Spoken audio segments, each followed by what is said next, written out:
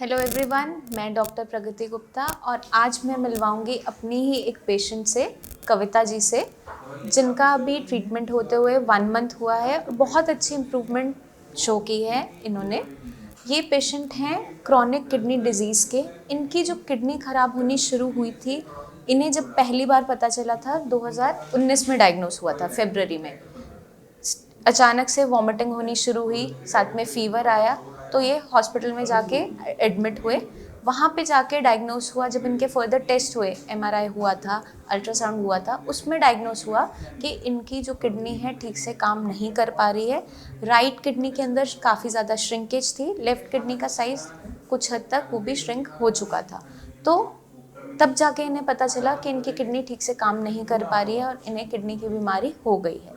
उससे पहले जब इनकी डिलीवरी हुई थी 2015 में, तब भी ये हाई बीपी की पेशेंट रही थी। उसी के कारण इनका सी सेक्शन हुआ था, नॉर्मल डिलीवरी नहीं हो पाई थी क्योंकि बीपी अचानक से शूट अप कर गया था। ड्यूरिंग प्रेगनेंसी तो इन्होंने बीपी की टैबलेट्स रेगुलरली, क्योंकि गायनेक की गाइडेंस के अंडर थे, बट उसके बाद इरेगुलर मेडिसिन पे थे, रेगुलर मेडिसिन नहीं खाई।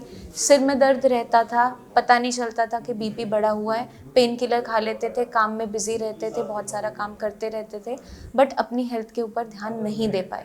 उसी नेग्लिजेंस की वजह से क्या हुआ, बीपी बढ़ता गया और साथ के साथ किडनी की बीमारी स्टार्ट हो गई।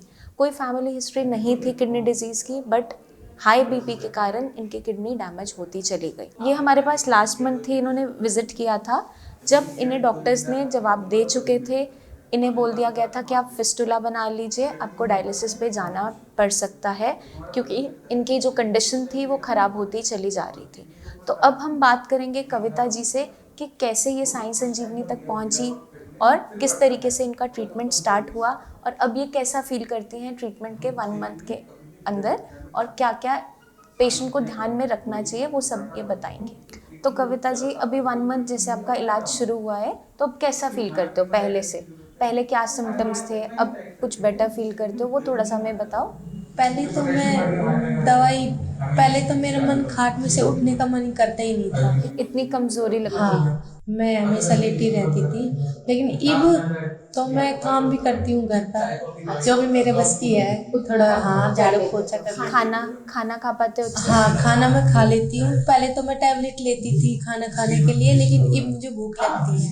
अच्छा, अब भूख थोड़ी खुल गई है? बस भूख लगती है, मैं खाना खाती हूँ ठीक से। मन भी करता खाना खाने का। साई संजीवनी तक पहुँचे कैसे थे, पता कैसे चला था?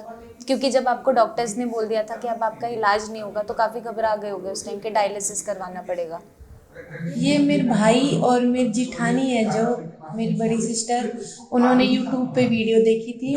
तो वीडियो देख के फिर उन्होंने मेरे से सलाह दी कि एक बार तू जाके तो देख। मैंने कही, जब भी मेरी यकीन नहीं था यहाँ पे कि मैं सही हो जाऊंगी, लेकिन हाँ, तो बीमारी का इलाज हो भी पाता है, नहीं हो पाता है। पर वो मेरे साथ लगी रही। नू बोली चल चल, तू चल, पैसे मैं दे दूंगी, पर तू एक बार चल। फिर हम आए भी थे एक दिन, पर मैं लेट हो गया, हम गुड़गांव से ही वापस चले गए। फिर वो मेरे से इतनी लड़ी कि तेरे पे आखिरी टाइम है, तू देख ले एक बार जाकर, के पता दवाई लग भी जावे, किसी की लग भी जावे। फिर मैं 1 तारीख को, 1 दिसंबर को अकेली ही घर से निकल की, मन की चलूं। अपने लिए कुछ किया जाए।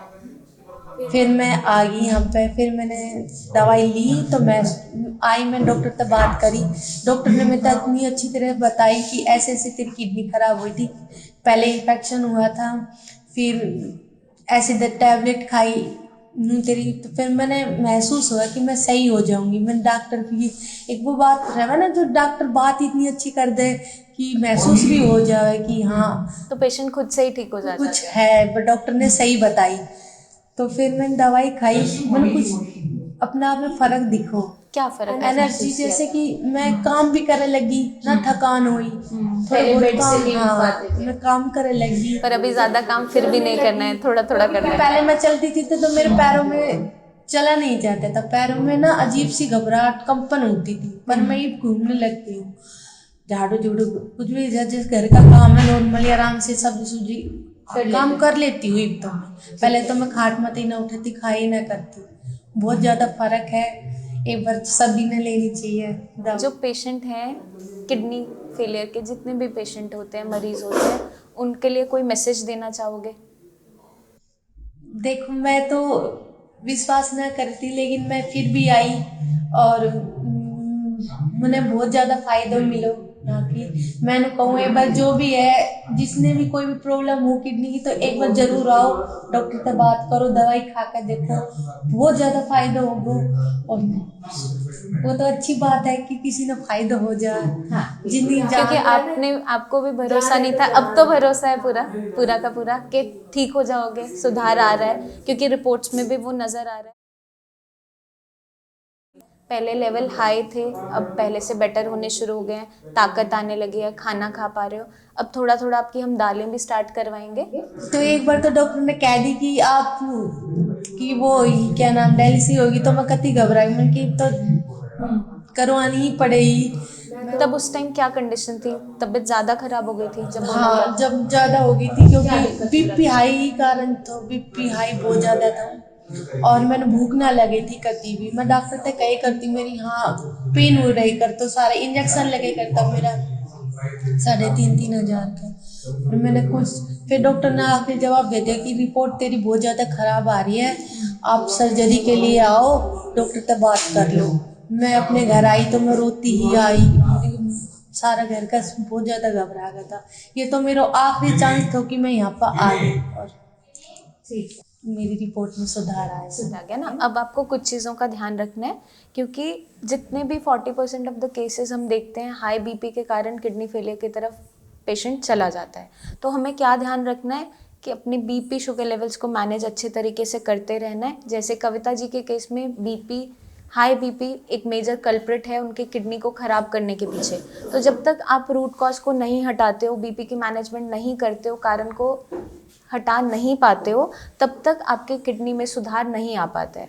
तो हर एक पेशेंट को क्या ध्यान रखना है कि जो भी गाइडलाइंस हमारे डॉक्टर्स यहाँ पे आपको देते हैं, चाहे आपके डाइट के रिगार्डिंग क्यों ना हो, चाहे आपके बीपी शुगर की चार्टिंग के रिगार्डिंग क्यों ना हो, चाहे आपकी मेडिकेशन के रिगार्डिंग क्यों ना हो, आपको अच्छे तरीके से फॉलो करना ज़रूरी होता है। क्योंकि अगर आप अच्छे तरीके से फॉलो करते हो हर चीज़ को, तो डेफिनेटली कविता जी की तरह आपकी रिपोर्ट्स में भी रिकवरी शो होती चली जाएगी।